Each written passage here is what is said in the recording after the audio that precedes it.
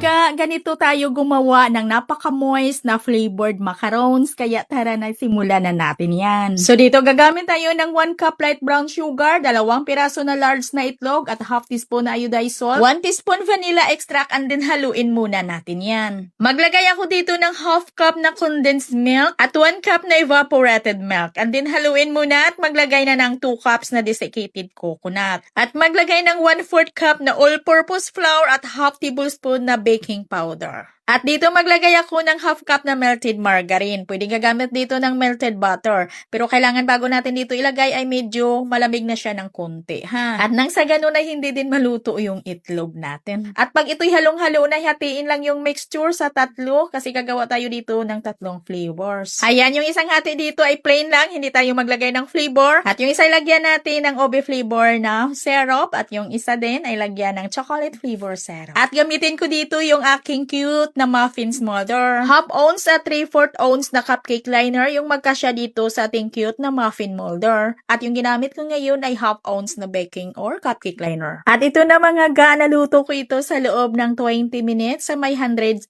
degrees Celsius yung init ng aking oven. At nakapreheat na yung oven natin dito ha, bago natin ito isalang. Ayan, madali lang talagang gawin at kung matutunan mo ito ay pwede mo na itong pagkakitaan. At hanggang dito lang yung ating video. Maraming salamat at bye-bye!